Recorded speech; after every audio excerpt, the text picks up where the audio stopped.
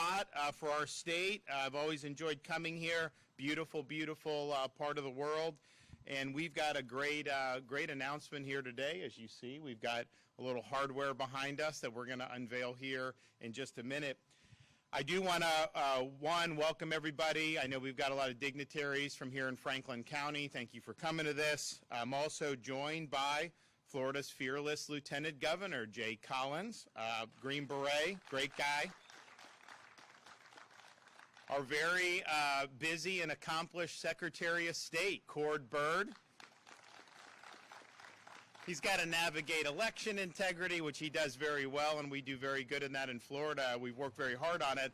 But then he also is the kind of the chief diplomatic protocol person for Florida. He oversees stuff with arts and stuff, and we've had a lot of work there because I'm not funding with your tax dollars woke stuff, right? And so we've got to get in there and do all that.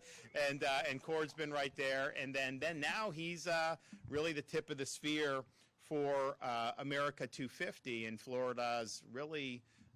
We're leading the country and leaning in on this because we think it's important to remind people that we're lucky to be Americans.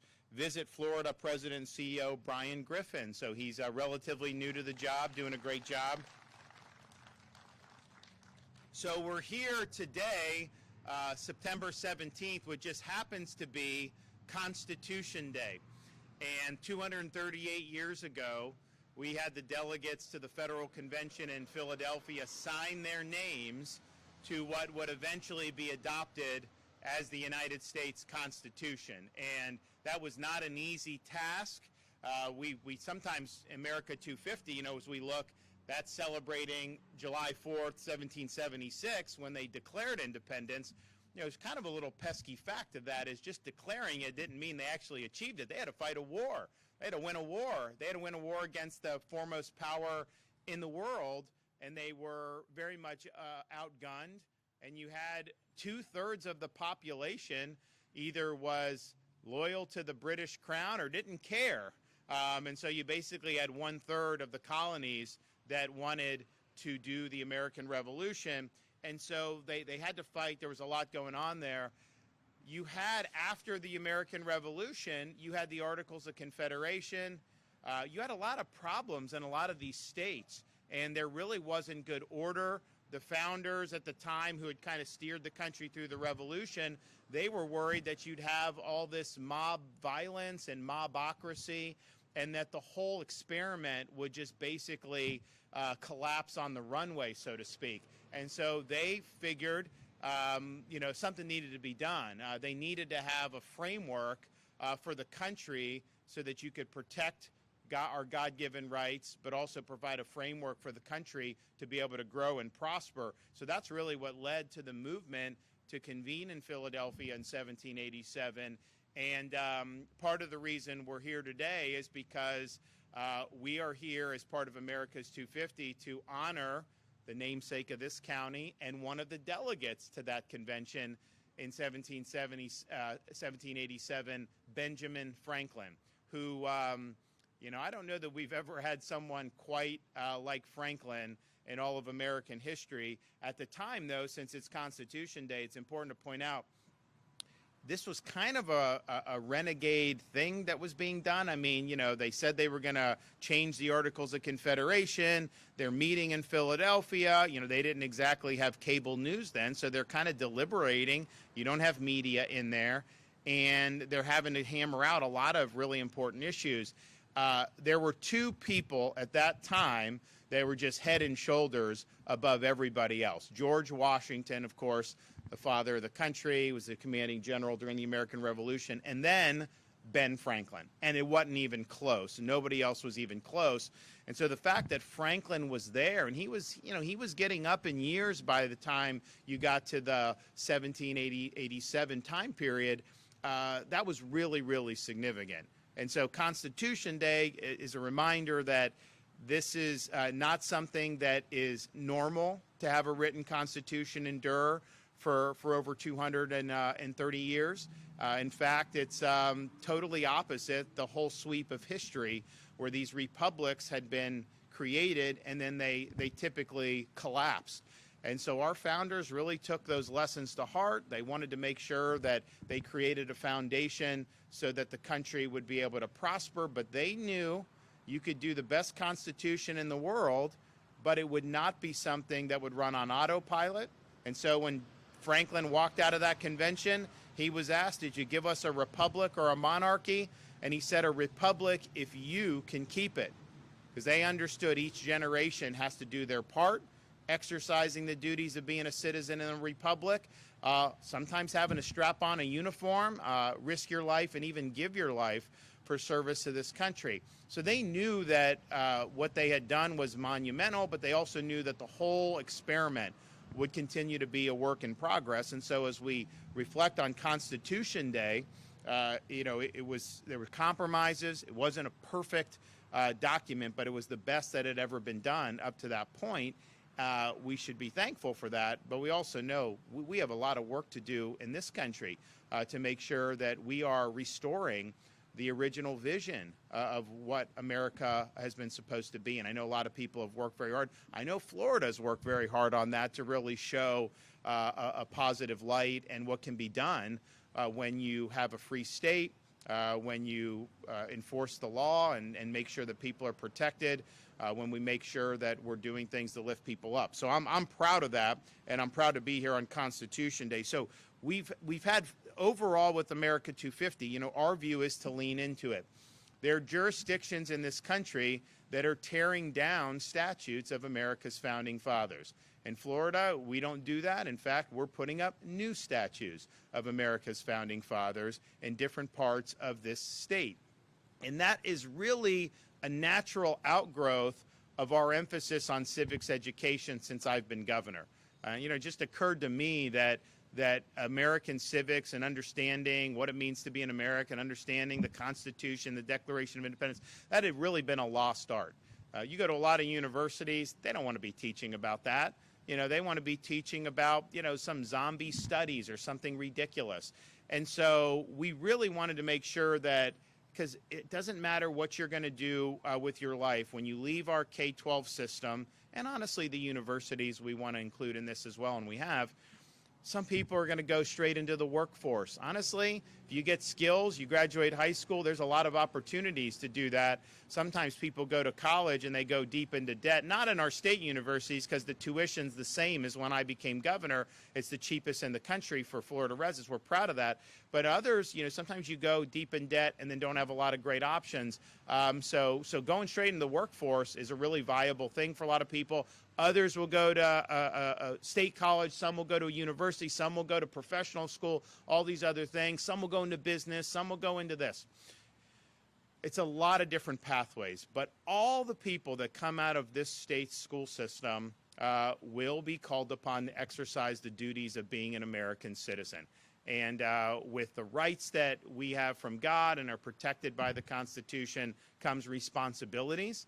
And that may just mean that you participate in elections. Maybe it means you go as a parent, you go to a school board meeting because they're not doing what they're supposed to do, and you let them have a piece of your mind. Maybe you run for political office. Maybe you join the military. Maybe you support you're in law enforcement. There's a lot of different ways that you can contribute as a citizen, but I just think it's important, and I've always believed we can't be graduating blank slates. We've got to give our students a foundation so that they understand how America came to be, what are those enduring principles that mark the founding of this country and continue to make us unique throughout the world, and how do you apply that into this modern age. There's nothing new under the sun. Our founders studied all of human history. Human nature has not changed. They didn't have TV in 1787 or internet or social media, thank God. They didn't have artificial intelligence, which that's all. Don't even get me started on that. They're like, oh, we're all just going to be under artificial intelligence. Really? It's garbage in, garbage out. And when you're querying this, if they have a bad data set, they're producing bad results. And I see a lot of flaws in that whole thing. We'll discuss that at length some other time. So they didn't have that, but they understood human nature. They understood the power of government. They understood the need to limit it and separate the branches and create checks and balances. And those insights are as true today as they were in 1776 when they declared independence, in 1787 when they signed the Constitution 238 years ago today, and it was just as true when they ratified the Bill of Rights shortly after the launching of the new republic in the early 1790s. So all of that is just how I think it's important. So these are really timeless principles. These are things that we want our students to understand and appreciate. So we've done speech and debate now. We have this debate initiative. Every school district in Florida is doing it. I think when we started, I think we had like 10 school districts that really were serious about speech and debate. Now everyone is. We host a championship in Orlando. We've been hosting that there across the nation. And, you know, first of all, when you have to get involved in speech and debate, in this day and age, I just think it's important. You need to be able to stand and articulate something in a public setting. You can't just be like, you know, doing social media the whole time, right? And burrowing into that world. We see that creates a lot of problems in society. So I think that's a benefit, even apart from civics, just that we're doing that. But also, when you talk about speech and debate, you know, you may have a certain viewpoint on that. You know, you may be like a high school student that, you know, really, you know, believes in like gun restrictions, right? Well, you may be asked, hey, you got to defend the Second Amendment. And then you've got to question your own assumptions. You've got to actually think, okay, there's a lot of people that believe in the Second Amendment. Why do they believe that? Why, you know, if a student hasn't been there, why is it? And then you have to go and you have to grapple. And then you actually see things from a different perspective. So I think it's really valuable. But we also understood, you can say, we got to learn all this stuff. It's so important. We can put money into it. And that's great. But you got to have teachers that really understand and are passionate about this subject as well. So we created a course for teachers, and not just limited to civics teachers, history teachers, English, whoever, where it's a 50-hour course. We got some of the best scholars from the country to do, so it's like a lot of it's on video, and you kind of do all this. You get a $3,000 bonus if you go through with it, which is really, really good. And I know a lot of appreciative, but you're actually learning things about, okay, you know, when they showed up in Philadelphia in 1787 to do the Constitution, what was their frame of reference? Talk about religion, you talk about Enlightenment, you talk about British common law, you talk about all these different things that influenced how the Founding Fathers thought and have influenced American constitutionalism since then. And honestly, you know, it is a lost start. You are not, that course that is offered in Florida, you're just not going to get that at universities. Now, maybe now at New College in Sarasota, Hamilton Center, University of Florida, we're working on Adam Smith Center to do more in Florida International. We've really worked hard, you know, on all this, and I think it's great. But generally speaking, around this country, you can go and you're just not going to be equipped with this. It's just been a lost start. So we've been very excited to do that. I think it's important. It's something that, you know, you may not, it's not always on the front burner, right, of things. But if you take a step back and you say, you know, ultimately this experiment is going to rise and fall on we the people. And if people don't understand this or don't believe in it, then it's just a matter of time before, you know, this whole experiment collapses. But so far, we've had 21,000 teachers that have gone through this course, which is really incredible. And, you know, the satisfaction results after they go through it is like 90-some% say it was very worthwhile. So that's really, really meaningful. So now you have someone in the classroom that understands this, has a great frame of reference, and is able to inspire students to do. So we've doled out $60 million to teachers who have gone through this program. And I'm just really excited that we were able to do that. We've been doing it now for a number of years. It's been really, really good. So we've done all this on civics. And I mentioned something with the universities as well, because I do think it flows even beyond K through 12. We have something at the University of Florida called the Hamilton Center. It's only been in existence for a few years. I think it's already the premier institute for the study of Western civilization, American constitutionalism and citizenship in a republic in the entire country. They're hiring faculty from Harvard and Princeton, not leftist faculty, but they're hiring because those universities, honestly, they've gone really, really off the rails. So you have really good scholars who that's not what they signed up for. Well, then they can come to Hamilton, they can come to the University of Florida, and all of a sudden it's like, man, yes, we believe in the classical mission of a university. We believe in preparing citizens, or preparing students to be citizens of this republic. We want them to think for themselves. We don't want ideological indoctrination. So that has been something that's absolutely amazing. It's only going to get better. And, you know, I've spoken with some really significant people across the country that are in academics, and they're like, all these people want to go to Florida now. They're like, it's like that would, I mean, even 5-6 years ago, that wouldn't have been the case, right? Now, this has really been, the state of Florida is really the focal point of the study of American ideals, constitutionalism, Western civilization, the things that kind of elite academia has frowned on for so many decades because it doesn't fit their ideological agenda. Well, we're done with their ideological agenda, and we want these universities to work for you, the taxpayers. So you can't have a situation where you're voting people in like me by 20 points, and somehow these universities are Marxist compounds. That doesn't work, and that's not what we're doing in Florida. So Hamilton Center is amazing. New College in Sarasota, another good example. You know, they just got commissioned a statue on campus. They got privately funded that they're going to do to commemorate Charlie Kirk. Not a lot of universities would probably, you know, want to go that direction given their ideological orientation, but New College is really dedicated to being a classical liberal arts college. It wasn't always like that. It was very left of the left. We put a lot of people on the board. They got new leadership. They did things like, they were the first college in America to eliminate DEI. This is years ago, but they did that. They eliminated some of these esoteric studies that are more about ideological indoctrination. And so now the enrollment has really risen. The test scores are now going up. They're recruiting students from all across the country. Because, you know, as a parent, like we've got kindergarten, second, and third grade. So it's not like this is front burner for my wife and I, but we do think about, you do all this stuff as parents, you have certain values you're trying to instill, and then what? You turn them over to a university and it all just gets wiped away and they're doing the opposite? Like, a lot of parents don't want that, right? And so, I mean, you could be like me. I rebelled against it and I became conservative as a result of the leftism because I knew it was bunk, but that's not true for everybody, right? So you just go. To be able to go to New College now, you know, hey, you're sending the kids.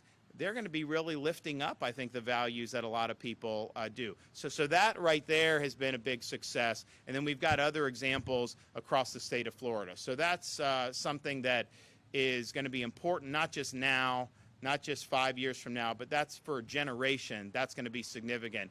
And the state of Florida is leading the way, which brings us to America 250. I think it's really important. I mean, you know, next year is America 250, but we've leaned in on it and say we're going to be doing a lot of stuff leading up to next year, and we're going to make sure that the state of Florida is really at the forefront of celebrating this. Now, Florida at the time was not a British colony and was not a part of the American Revolution. We obviously came online a little bit later than that when you had, you know, different skirmishes, things that kind of happened in that, and eventually became a territory and then became a state in the 1840s. And we are the oldest, with St. Augustine, that's the oldest settlement in all of European settlement in all of North America. You know, I see some of these guys sometimes from Massachusetts. We're at the National Guard Conference a couple of months ago, and they say, you know, we have the first muster in 16, whatever. I'm like, whoa, whoa, whoa, whoa, whoa. They were mustering in St. Augustine in the 1500s. That's just the truth. But it was not, it was Spanish control. So, but put that aside. We think it's important. We know it's important, and so we're going to do it. So we started with George Washington. There was a statue of him up in Mount Vernon, and I guess they weren't necessarily using it at the time. So Mount Vernon agreed to loan it to the state of Florida. So we put it in the state capitol in Tallahassee. So you walk in, And if you're going to go left to go to the governor's office, you see this beautiful statue of George Washington there. And we did the unveiling of that. And that's just been amazing to have that in the state capitol. I mean, you know, the reality is Franklin is one of a kind. Washington, if it wasn't for Washington, the country would not have gotten off the ground. That's just the truth. You know, the whole idea of a republic is no one is indispensable. You elect people, you do this. It's more about, you know, we the people, and people can get elected, serve for a short time, whatever. And that's true. Washington's the exception that proves that rule, because without him, it wouldn't have happened. So that was so important for us to be able to remind people about that. And, you know, his name has been put on a lot of stuff, Washington, D.C., Washington State, you know, he's on the, you know, $1 bill, all this stuff. Sometimes people just like, it's like, okay, Washington, it's like almost been sterilized when people don't really appreciate, you know, what a unique and an impactful individual he was. So we did that. That was really good. Then we did in Jefferson County, we were able to get a Thomas Jefferson statue. So you have this great statue when you're going up, I think it's the courthouse there in Monticello. You go up and you got TJ just sitting there, you know, he's sitting on a bench or whatnot. Really, really impressive statue. Cord Bird was able to get that done. We're here today, we're gonna unveil in a minute Dr. Ben Franklin's statue in Franklin County, which I think is really, really amazing to be able to do. In the hopper, Alexander Hamilton in Hamilton County. We are going to have James Madison in Madison County, and we're even going to go down to the Florida Keys to airmail in a James Monroe statue in Monroe County, which is going to be really, really great. So Ben Franklin. I don't know how he did all the stuff that he did. I mean, like, he's inventing things. He would write books. He was a diplomat, a statesman. I don't know that we've ever had a leader in American history that had such a diversity of accomplishments and achievements as we did with Benjamin Franklin. He was somebody that did Poor Richard's Almanac, a collection of proverbs and rules to live by. He was an inventor. You know, he's flying the kite, you know, with lightning strikes. He's doing things on bifocals. He did a stove. He's doing all these different types of inventions.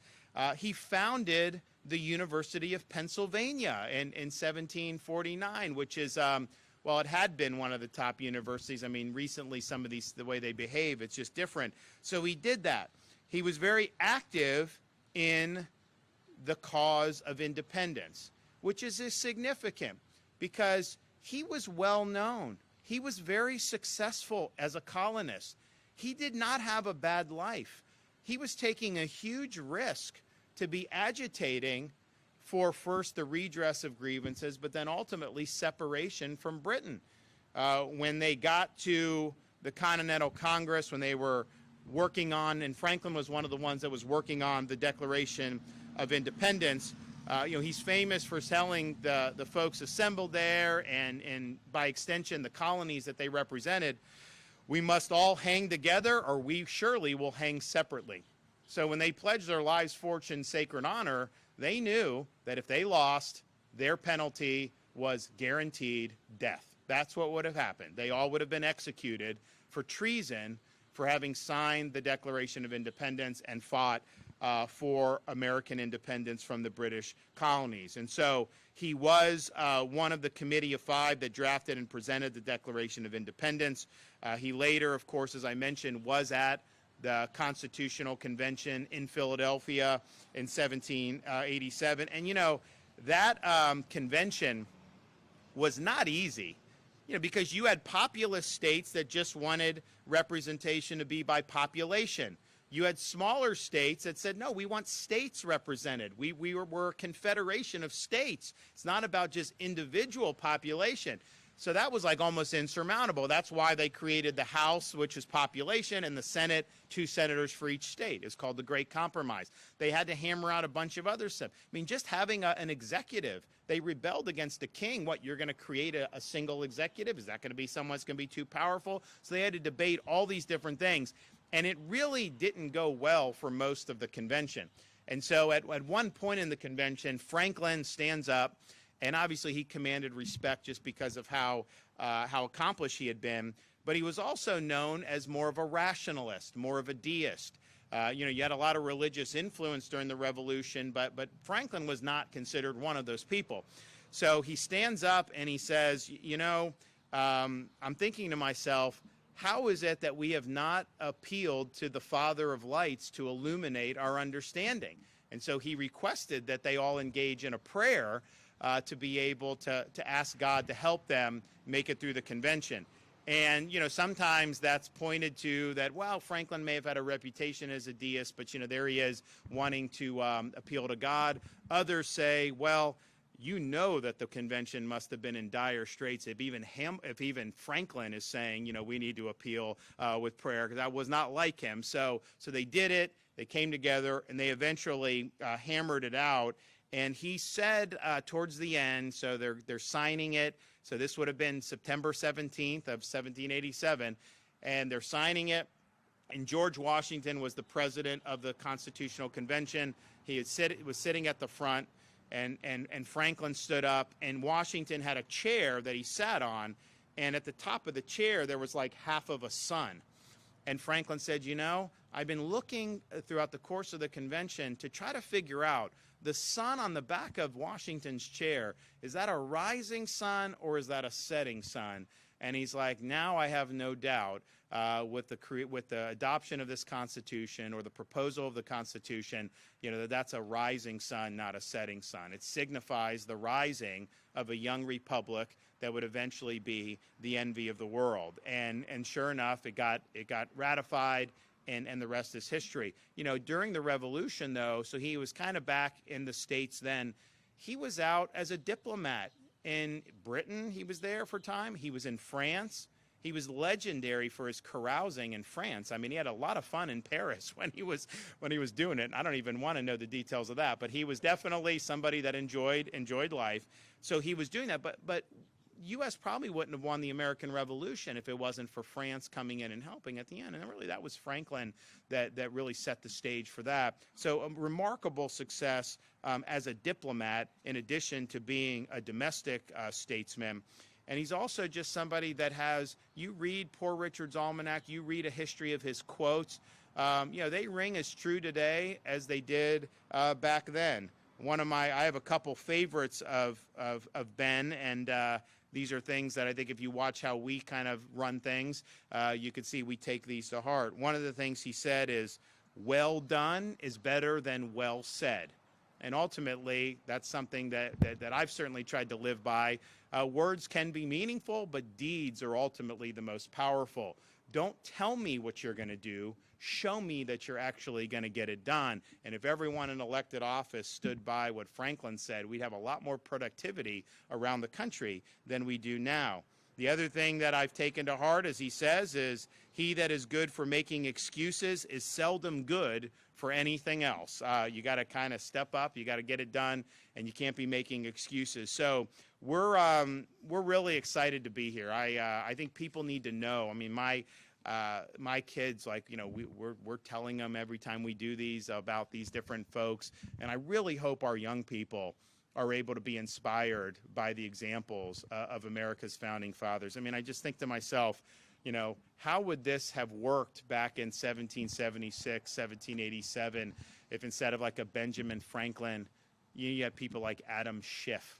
I mean, would it have done well? I mean, I think probably it would not have done well, right? I mean, it just so we were really blessed with a unique set of leaders who were able to achieve great things and give us an opportunity to live in a free society. And obviously, we struggle to continue that, to make it better, to restore freedoms as those have been eroded by big government over the years. And we've done that in Florida in a number of different respects.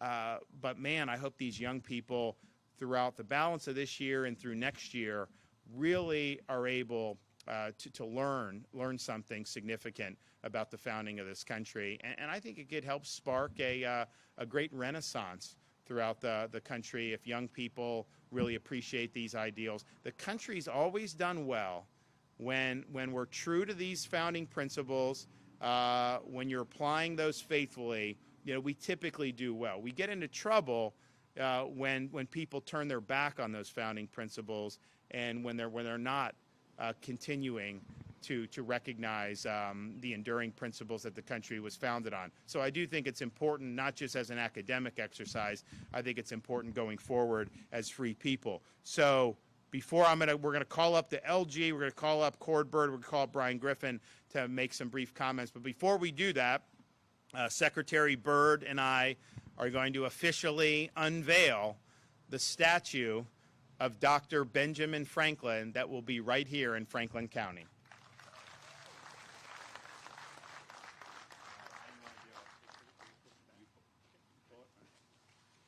There he is.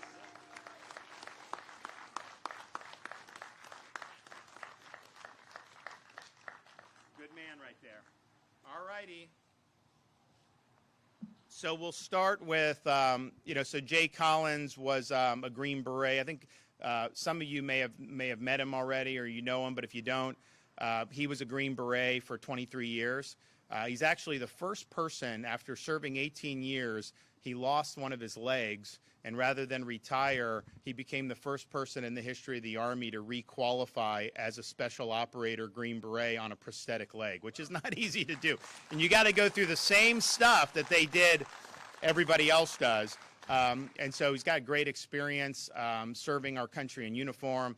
He's also been operator for a charity that responds to natural disasters, and they have done a lot in Florida. Knock on wood, hopefully we don't need that this hurricane season. So far in the Atlantic, I think there's something out there that's I think going to be a fish storm. So we're watching, every day that goes by in September gets us kind of one day closer, but you never know, right? These things can happen very quickly. But he's done that, remarkable. And then even more recently, we were in when Iran and Israel had the conflict. We had a lot of Floridians that were over in Israel, students that were studying or on tours, church groups that were over there. And there was a frantic, what are we supposed to do? The airport's closed. How are we supposed to get? So we authorized rescue operations through the Florida Division of Emergency Management. We were able to get thousands of people out of Israel. We flew home, many of them, from Cyprus and other places. And so, I was happy to authorize that. But, I'm sitting at a desk signing this in Tallahassee. Jay Collins was then a state senator from Tampa. He flew over to Israel, was on the ground as the ballistic missiles were coming down, personally rescuing people from that conflict and bringing these Floridians home. So I really appreciate what he's done for service. And he's been very strong on achieving major conservative victories, whether that's Second Amendment victories, whether that's banning the Chinese Communist Party from buying land in Florida, which I signed, but he did in the state Senate. These are major, major things that have been really good for the people of Florida. So I present to you Florida's Lieutenant Governor Jay Collins.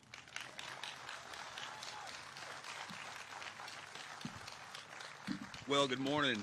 It is great to be here. I'm a bit of a history nerd. I love it, having traveled around the planet and seen some of the places that are so dissimilar from what we have right here in America. But more than anything else, aren't you glad to wake up every day and be a citizen of these United States? We are so blessed. We are absolutely blessed. With America 250 coming up, the governor hit, as always, all of the key talking points. You can hear some things again, some things that are really, truly important. But what we have to talk about is the audacity, the courage, the thoughtfulness, the leadership of our founding fathers. Look at what they built. Look at our nation that they built compared to the time. They risked everything they could be for a belief of something bigger than themselves, of freedom, of a republic, of we the people. They did that. We uphold that. When I served in the military, when the governor served in the military, and each of you who are veterans as well, we swore an oath to defend our Constitution, to protect, preserve, and defend. And that's the same oath that we swear when we serve in office. It's fitting that we're here today in Franklin County honoring Dr. Benjamin Franklin the way we are, because frankly, there is nobody who we should talk about more on this day. What he did behind the scenes to build a nation when the spotlight wasn't on him, he was never a president, but he did so many things. Only 2 years of formal education. He signed the Declaration, he signed the alliance with France, he signed the treaty with Britain, and then he signed our Constitution. He led our nation through storms, through difficulties, and yet was resolute in the end. The governor hit on the amazing things that he said. He hit on the story, but what we want to talk about here more than anything is, what does that mean to us? What does it mean to us? We have an opportunity each and every day as citizens of this nation, living in the best state in Florida with America's governor, who has stood alone incredibly often and been right when others wanted to chastise and push back. We know that bold, focused, conservative leadership matters. We have an opportunity to stand for those things that created our government, that created this nation, our American people. You know, it's often said that America just beats to a different drum. You're doggone right we do, because we have our own ideas, our own ideals, our own principles, our values that make us uniquely American, and we are so blessed to have those. So as you go about your day, I ask you to think a little bit about Dr. Benjamin Franklin. I ask you to think a little bit about what our Constitution means, but I ask you to focus more than anything on how do we protect and preserve this just the way our forefathers did. Our founding fathers built it, they handed it to us, and we have to do the same thing for our children. Thank you for what you do. Thank you for being here today. God bless each of you, and God bless these United States. Okay, now, kind of navigating us through the 250. So, part of the thing, it's sad that there's other states that are like tearing down statutes or mothballing them. The flip side of that is we're embracing it, and so we can get these things on discount. We're getting them like they're not using them, so Cord Bird is out there, getting all these statutes, getting everything lined up, and we've got. I know I saw the James Monroe one that they're working to bring down here. We had, I think, a little complications with Alexander Hamilton, but I think that's going to be good. I think Madison's in the hopper as well. And, we're going to do all the namesakes for the counties, but we're not going to stop there. We definitely want to be able to do more in other parts of the state of Florida. And, there may be some jurisdictions that, may not embrace a founding father as much as like here in Franklin County would, but that's okay. We want to make sure that everyone's got a chance to learn about this, and it's really important. So I appreciate all the work he's done on this project as well as so many other things, ensuring, we don't even talk about in Florida these elections anymore because we have the results in like an hour, and like everyone says, why can't all the other states be like Florida? That didn't used to be the case in Florida. And so we've done a lot over the years, legislation. I've removed election officials who didn't do a good job and all this, but on the day-to-day, Secretary of State's office, they're pushing through what needs to be done to make sure that that we have strong election integrity in Florida, and we do have the best in the country. So, Secretary of State Cord Bird, you're up.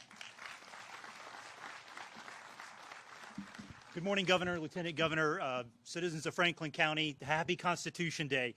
Today on National Constitution Day and Citizenship Day, we commemorate the signing of the U.S. Constitution on September 17, 1787. Benjamin Franklin, one of our most distinguished founding fathers, played a significant role in the Constitution, so it is fitting that we unveil his statue on this day. Before the Revolution, he was a renowned author, inventor, scientist, and civic leader, a brilliant thinker. The founding fathers trusted him at key moments in our history.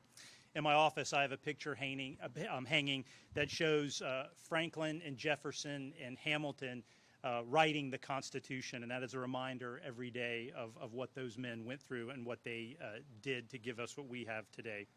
Franklin helped draft the Declaration of Independence, secure a military alliance with France, and negotiate the Treaty of Paris, which ended the war with Great Britain. In all his accomplishments, Benjamin Franklin embodied the virtues of hard work, enterprise, ingenuity, virtues which have characterized America's rise as the most dynamic and innovative nation in the world. And the governor mentioned Franklin's wit and wisdom immortalized in his publication, Poor Richard's Almanac. That spirit is alive and well in Florida, where we honor the past and celebrate those who laid this foundation. In dedicating this statue, we not only recognize Benjamin Franklin's greatness, but the greatness of the nation he helped to build. As chair of the American 250 Florida Advisory Commission, I'm proud to lead our state's America 250 celebration, and this ceremony is part of that celebration. The commission is planning events in all 67 counties leading up to and throughout 2026. We're engaging as many citizens and visitors as possible to educate our children about America 250 and the events and the people that have made our country great. I'm grateful for the leadership of the governor for his unwavering commitment to preserving American history and ensuring Florida leads the way in celebrating our nation's founding principles. And Governor, I never see you as excited as when we do this because he's such a student of American history. I can tell. I mean, you just riff on it, and it's very it's inspiring. And I hope that we can all aspire to that level of knowledge of our country.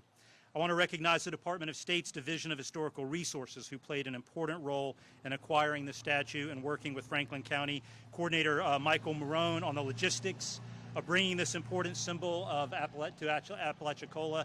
And I also want to recognize Heather Riley, the Supervisor of Elections here. Oh, where's Heather? Oh, there she is, who's doing a wonderful job as doing her constitutional job and ensuring elections in Franklin County.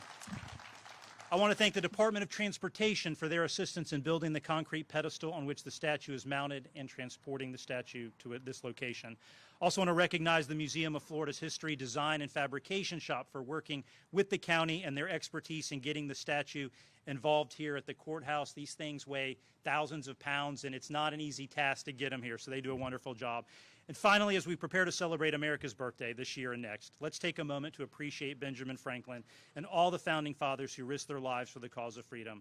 I also encourage you to stay tuned for a slate of America 250 Florida celebrations being held across the state in the coming year that will be family-friendly, patriotic, and educational events celebrating the birth of the greatest nation in the world. And I'll leave you finally with a quote from Benjamin Franklin on the Constitution. He said, "The Constitution only guarantees the American people the right to pursue happiness.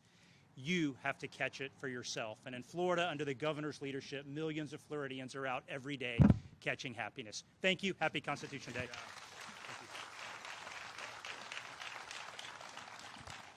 Just for the record, I get just as excited when we're talking about road widening projects and infrastructure grants. Yeah. If you believe that, I've got oceanfront property in Arizona I would like to sell you. So visit Florida. C. O'Brien had worked in our office for a number of years, and it's an important thing to kind of parrot Florida's virtues to folks. We've got, they said like no one was going to come this year for whatever political reasons. We've had these left-wing groups have done boycotts on Florida for years now, certainly since I've been governor, and I think every time they do it, we set another tourism record. And so we're doing very good. We have that. And, it's interesting. Obviously, people go down to the theme parks, and there's a lot of activity in South Florida. There's different things that happen. But one of the best things you can do if you really want to have a good time with your family is do Old Florida. And it's honestly, it's refreshing to not have everything be commercialized and everything. A lot of family, and I will tell you, like here in Apalachicola, like they catch the fit. It's amazing what they do. Great restaurants, very, very good, but just very beautiful. And, this is kind of, as Florida was meant to be. So we have so many great spots, particularly throughout the northern part of our state, not just here in Franklin County, but throughout the region. We've worked really hard with folks here and in neighboring counties to, recover from the storms. It's not been easy. I mean, you had Idalia in 2023, which was a major hurricane. It didn't get as much attention because when it hits the Big Bend in Florida, the media doesn't care as much as if it hit, other parts. That's just how they are. But it was very, very significant.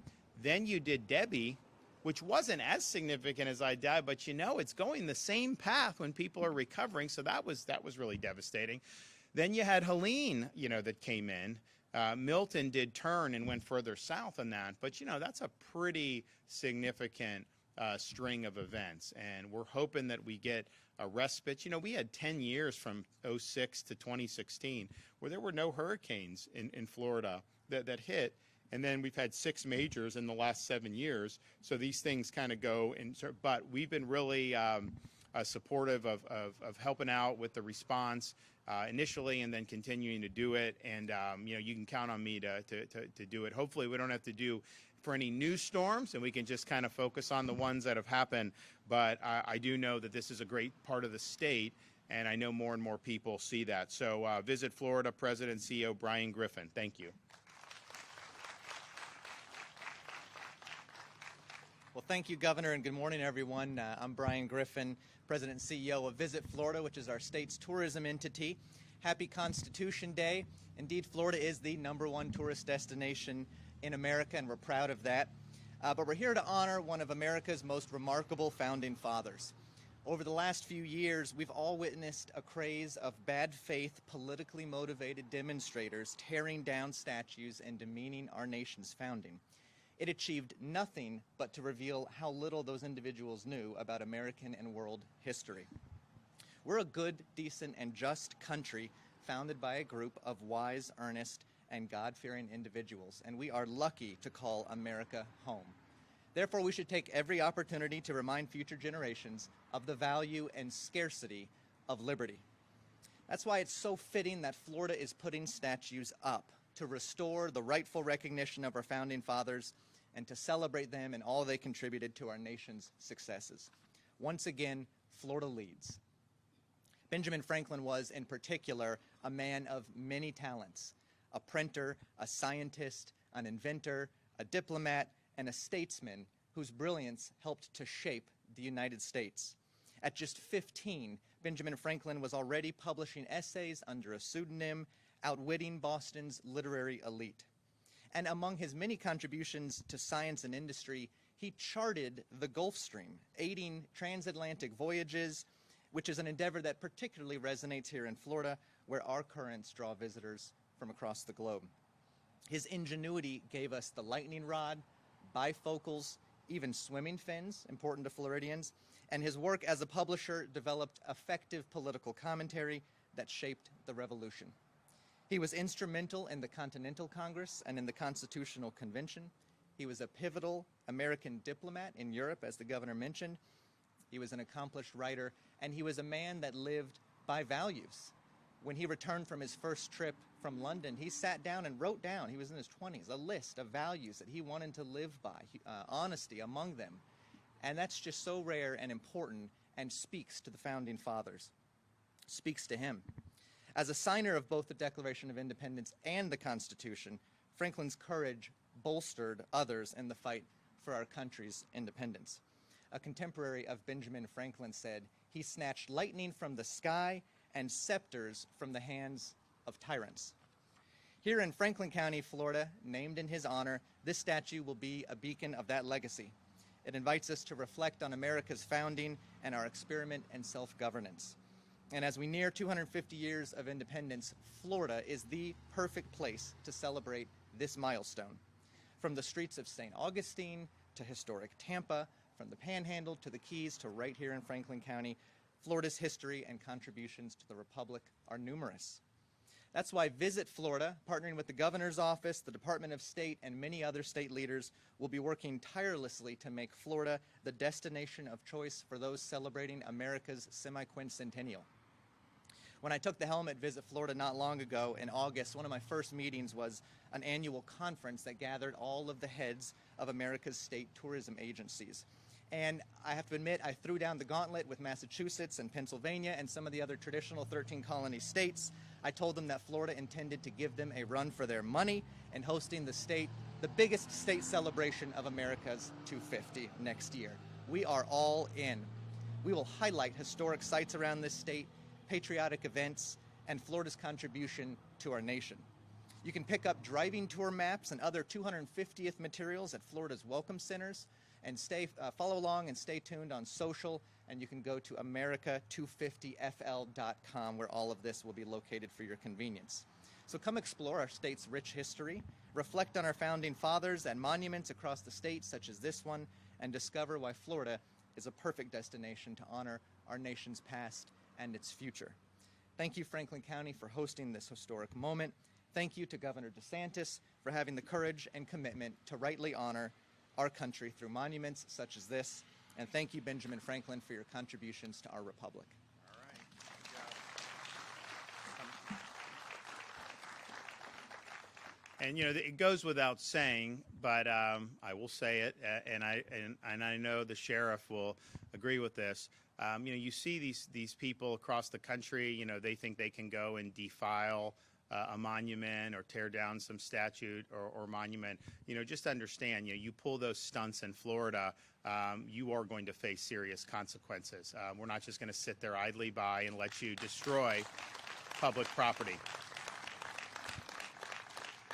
You also just, the reality is as we look into 250, and Franklin was obviously very prominent in Philadelphia for a lot of his life. The Continental Congress met there, signed the Declaration of Independence there. The Constitution was debated and signed there in 1787. And, if you ever get a chance to go in, I know the city's not as safe as it should be, and which is a whole nother issue. You got these district attorneys that basically let the criminals out, and they don't prosecute like you should. That's happened in Philly in a really bad way, and so it's really hurt the city because they've turned the back on public safety. And I know people say, why has this happened? Well, it's you got financing from people like Soros, you got a political machine, you got all this, but the reality is the results have been poor.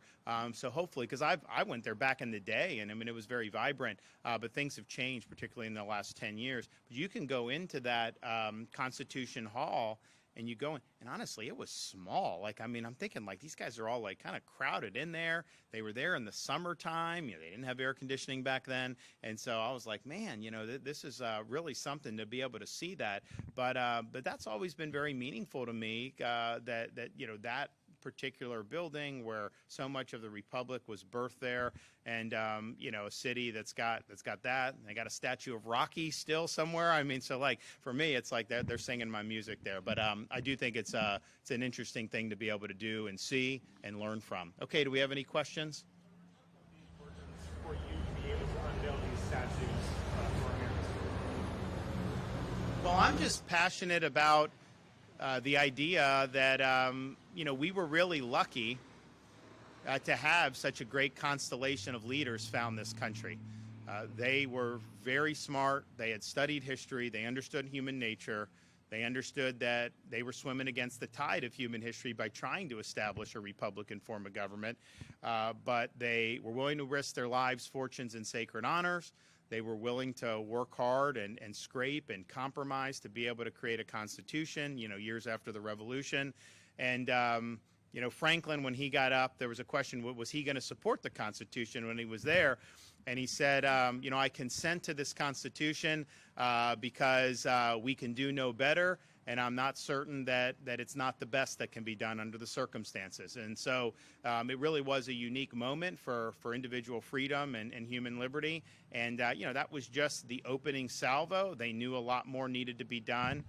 Franklin, because a lot of the founders get criticized on the other side, but I think it's important to point out, he was the founder or one of the leaders of the Pennsylvania Abolition Society. That was something he believed in, very deeply, and was pursuing that all the way until his death. So I just think it's important for us to appreciate what we were able to inherit as Americans, to give thanks to those who did risk their lives, fortune, sacred honor, in order to establish this republic. And I just think it's important that people know that, appreciate it, understand the ideals that they fought for, understand the principles that are reflected in these founding documents, understand the colorful nature of some of these guys like Benjamin Franklin, and the stoicism of a George Washington, the intellect of a Jefferson or a Madison. It's really, really important. And so I'm just thankful that we're inheriting that legacy.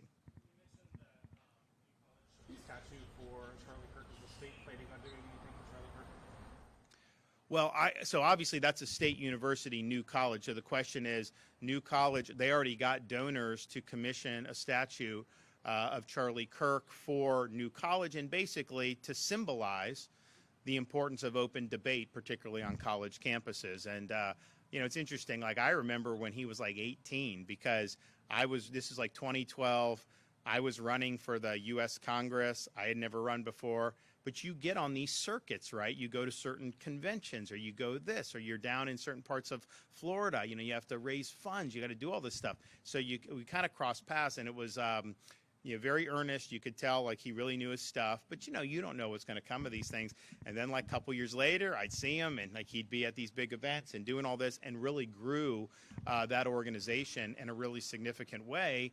And the reason why that I always had respect for it is because bringing conservative principles to college campuses, you know, that's basically like the lion's den for political debate, right? Because the campuses have gone so far in one direction. I think that's changing a little bit throughout the country. Definitely has changed in Florida, no question.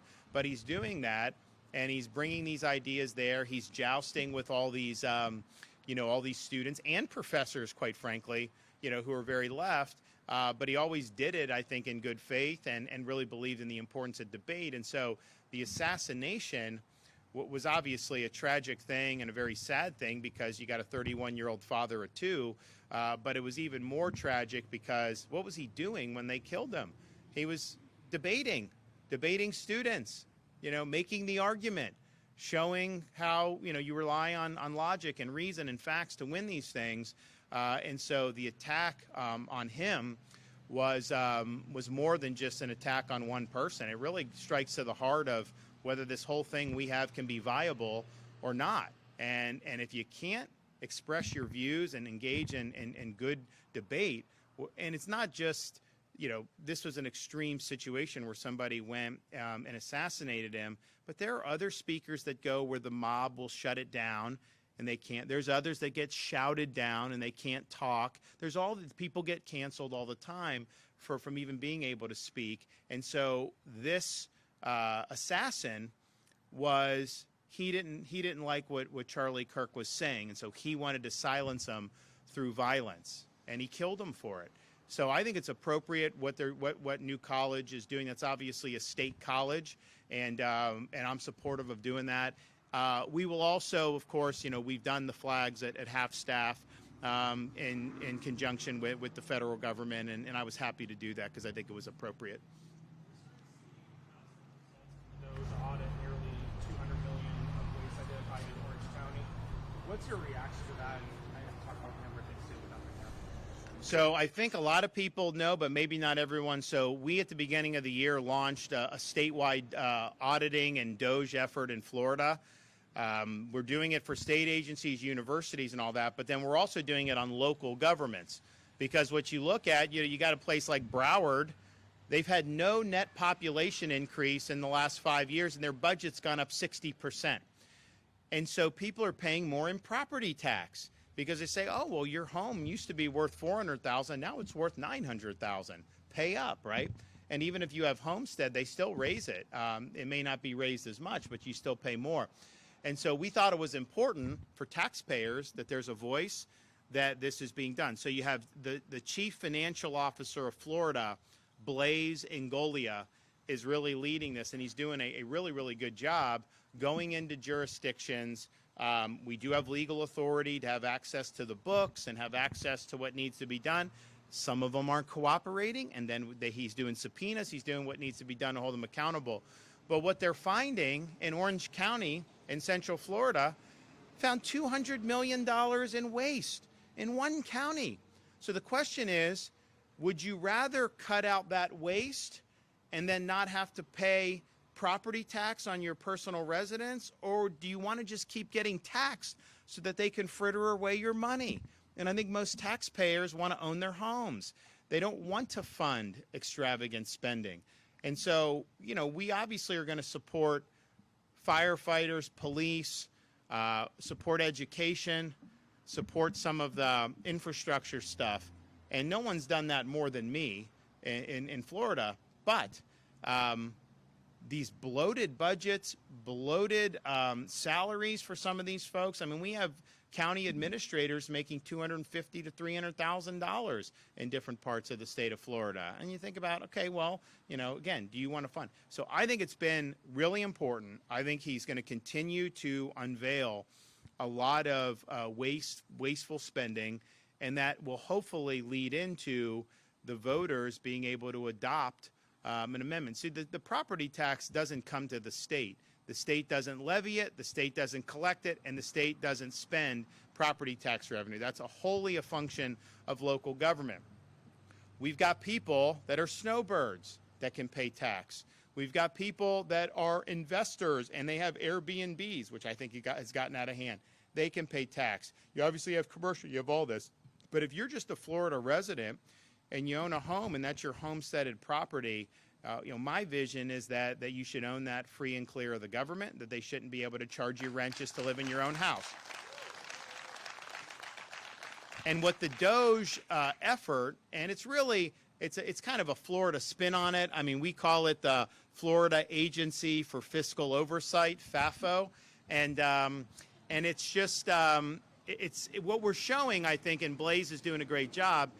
Don't let anyone tell you that we can't do anything on property tax. Trust me, entrenched politicians are going to say that. A lot of media is going to say that. A lot of people that benefit from the current system, are going to say that. But the reality is, you take like a Broward County, 19% of their budget is property tax revenue, but only a fraction of that is homestead revenue. So you're talking about a budget that's grown 60%. The revenue we're talking about is a fraction of the 19% that they're taking in. Are you trying to tell me that they couldn't recalibrate that budget and just go back to like 2022 levels or 21 or 23? Of course they could. Of course they could. So this is a choice that will be presented to voters in November of 2026. And I think it's really exciting. I mean, just imagine you come to Florida, raise a family, stay here, retire, whatever the trajectory of your life is, never having to have paid 1 red cent in income tax to the state of Florida, which we're proud of, and then never having to pay 1 red cent in property tax to any local. I mean, like, that would be, you want to talk about the free state of Florida, that would be it. And guess what? People will say, hey, Governor, we have, this company is buying these homes and they're renting it out, or the Airbnb. And look, I get it. Like, I'm sympathetic, but, can you just say you can't buy or you can buy? It's hard to, see how you do. But if you say that the Airbnbs are taxed and your personal homestead is not, doesn't that give a preference to say we value individual home ownership and we don't necessarily are going to value people buying up a bunch of properties just to be able to rent them out? So it puts a thumb on the scale for the individual citizen who just wants to own a home and live and raise their family or retire with dignity or whatever they want to do. So I think it's a way of getting at that issue where folks have raised questions about, because I mean, there's some parts of near the theme parks, there have these subdivisions and most of the homes are Airbnb homes, right? And it's does that make it easier for someone to afford a house, or does it make it harder? And I think it probably makes it harder. So if you do the tax the way we want to say it, where homestead's free and clear, oh man, that's going to be so good. So they just did the Orange County, $200 million. Blaze is going to be in Jacksonville today. They're going to be unveiling a waste there. I do know they spent tens of thousands of dollars to create a hologram of the mayor to put at Jacksonville International Airport. Again, is that what you want to pay property taxes to fund that? I mean, probably not. I think most people would say. So I really appreciate what he's doing. But, look, I tell people, you look at the last 5 years, I mean, what would you give to be able to have 2019 grocery prices, right? When you have inflation, even if inflation doesn't go up any, you don't get the old prices back. And that was part of the things I kept beating the table about Biden was, 8%, 9%. And it's well, even if it goes down to 4 or 3%, that's on top of what you've already had.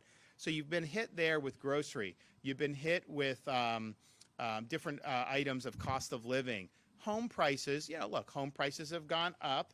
I do think that's going to correct nationwide, and I think it'll correct in Florida because people can't afford these homes at these prices.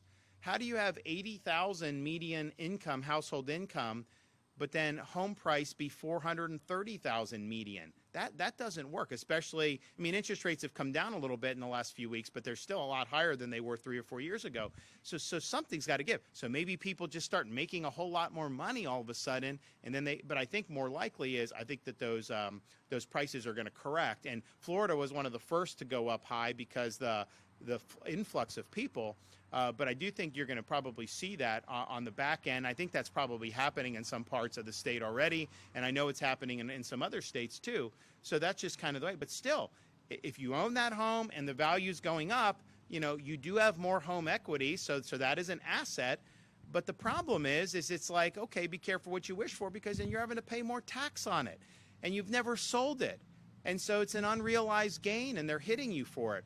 So I think the best way we can do to help give people relief so that they're able to do well and make ends meet is the property tax. We can't control the prices at the grocery store, a lot of the things. The tax is the one thing that is totally under the control of we the people, acting in this case through the Constitution with one of these ballot measures. So we got to get it done, and I'm for it. Yep. Closure, Apalachicola Bay is opening in January to oyster harvesting. What's your thoughts on the future of it and state support for it? Well, first, you know, you're welcome, because we put a lot of money into that. We've been very supportive of it. We're happy to do it.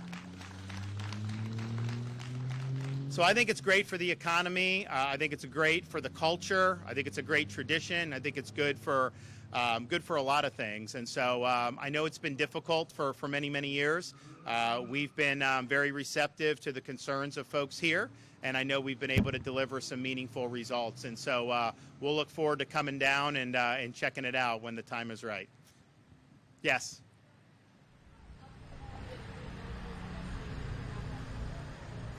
I'm sorry?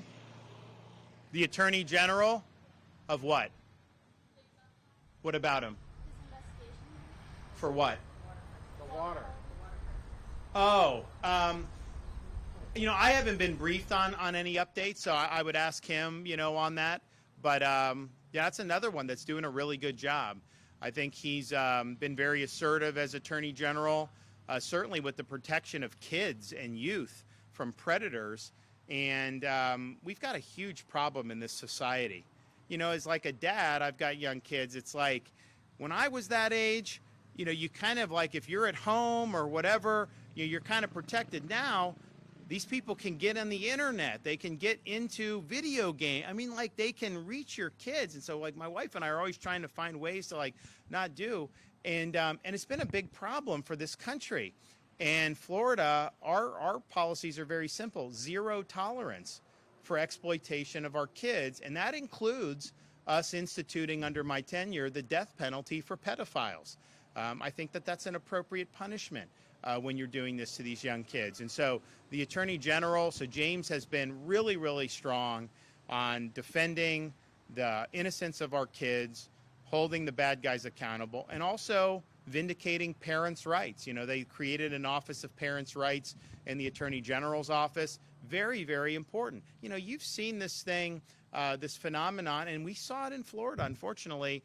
You know, after the assassination of Charlie Kirk, you know, you've got people out there celebrating that. And I'm thinking to myself, look, I may disagree with somebody politically.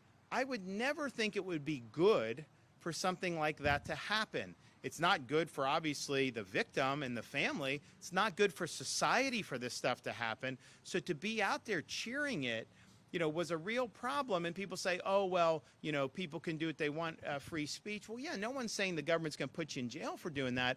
But I do think it's a problem. Is that someone you want teaching your kids when they say that this is something, this assassination should be celebrated? Of course not. And so you have teachers in Florida that are getting pink slips as a result of that. Is that somebody you want? If you go into a hospital and you need care, and maybe you have a right-leaning like shirt on where there's a message, you know, do you want one of these nurses that was glorifying a 31-year-old father of two getting murdered in broad daylight? No, that's not good.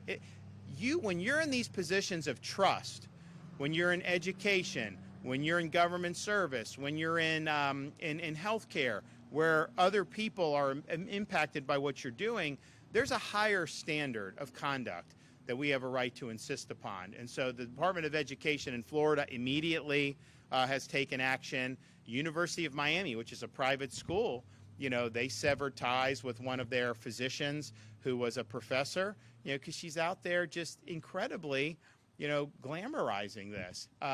And so I think, you know, it's one thing to have like Antifa nut jobs that just do what they do. Now we should deal with those people because I think they're a big problem, and I think particularly people that fund them are a huge problem, and I think that needs to be disrupted. And I know the administration in Washington's working on that. And that's bad that's been allowed to fester for so many years throughout the country.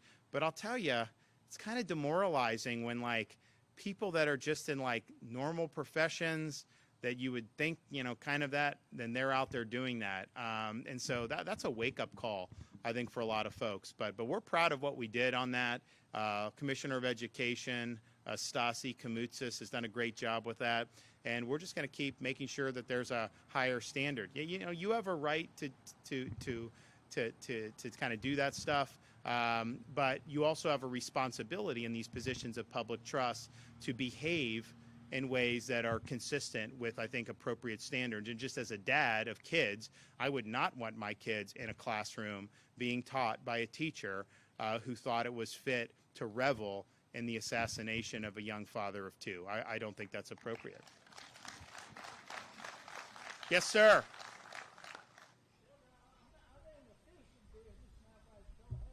And what's your name? Jimmy? Okay.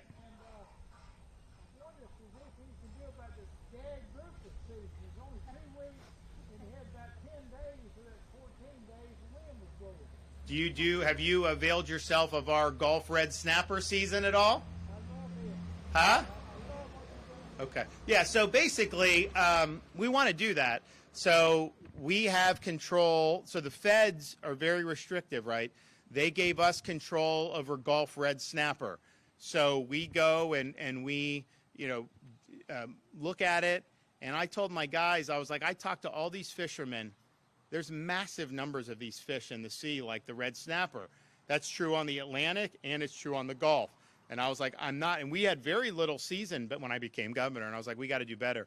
So we've done it. We've done the data. We have the largest Gulf red snapper season in the history of state management of this. So this is like in modern times, including Memorial Day weekend, including there's going to be Veterans Weekend, all the way through New Year's are going to have dates. So it's good. But here's the thing. The population is as healthy as ever. We've expanded dramatically, and the population is strong. The population is vibrant. So I want to do that on the Atlantic side. We're asking the feds to give us, and I want to be able to expand on grouper and some of these others. But, you know, I've got a lot of bureaucracy and regulation that I have to deal with. But I'm definitely confident that the data that we get, particularly from the federal government, is not fully accurate data. And we've proven that with the Gulf red snapper. So, you know, I'm supportive. I know it's, first of all, it's good for the economy for people like you, but it's very good to help supplement the tourism. I will tell you, people say, like, you know, where's the best place for food in Florida? You know, because, you know, we've got, like, Miami kind of became the restaurant capital of the country during COVID because these restaurants weren't allowed to operate in New York or Chicago, so they moved to Florida. They're in Palm Beach, Miami, a lot of them in Miami doing that. And it's great. But, you know, some of these things, you sit there and it's like sticker shock, and it's like more of a kind of an exotic experience. Like, you know, I want things that a little more blue collar for my blood. And I will tell you, you know, these seafood, family-owned seafood places and different parts of Florida's coast here in Appalachia is amazing. You've got others. I think we were in Steinhatchee after the most recent hurricane. I think it was after Helene. And we were helping them with something. And I went to, you know, this place just to have lunch is a seafood joint. And the owner was a great guy. He's like, do you like stone crab claws? I'm like, yes. I mean, like, of course I like, yes, absolutely. Brings out these stone crab claws, these massive, massive stone crab claws. I mean, honestly, like as big as I've ever seen, just amazing. All this stuff. But then it's true for like a lot of different parts of Florida. Like you go to the Florida Keys, you go to these little keys, they'll have these places to go. So I always tell people that is the best Florida experience that you can have. So that's part of what draws tourism. Honestly, when Floridians get to experience more. You know, I used to do when during COVID, Fauci would always attack us because we had restaurants open. He hated restaurants. He wanted restaurants closed. Or no, they said you could eat outside, but you're not allowed to eat inside, which to me is, well, what would happen was they would set up the tables outside in like Chicago, which is fine when you are in August. But when you start to get into the fall, it gets very cold there. So what would they do? Would they let people go inside? No, they didn't do that. They would build enclosures outside, and that's outdoor dining, even though the ventilation is probably a lot worse. But this is the mindset that was going on. So he got very mad at me for doing that. So what I would do, I would go as I'm going around the state, I would do, you know, I would take a picture with the owner of a family-owned restaurant. I'd put it up. I'd put the website. I'd do all that, and then we'd drive traffic. So I told my staff, I was like, you know, we got to do that again, and we maybe we'll do a little bit more. So we will definitely, when we're back here, we're definitely going to highlight some places, you know, here in Franklin County, because I think it's amazing, and I think that you're really living, I think, the true Florida experience when you're able to do it. And that obviously depends on being able to fish and being able to bring these things in. We do have the best, you know, the best grouper in the country by far. When you look at the different places that do that and do that well. Not even close. Not just grouper sandwiches, but other ways that they do it. So we want to do that. I'm excited about the Bay here and how that's gotten better. We're going to continue to be helpful. You know, you have guys, you know, Corey Simon, I think, is the senator. Jay Trump, these guys, they've done very well for you guys, really pushing a lot of this stuff and getting some of the funding that have come through. So I know we'll be able to do that, continue to do that more in and of itself. But like I said, it's important for the economy, it's important for the culture and way of life, and it's just the right thing to do. So you guys make sure that, you know, you bring kids to do a little quick pilgrimage of Ben Franklin here. Hopefully all the school kids in Franklin County have a very clear understanding about Dr. Franklin and what he stood for and what he did and how he was an important part of launching the American experiment. So happy Constitution Day, everybody. Thank you and God bless.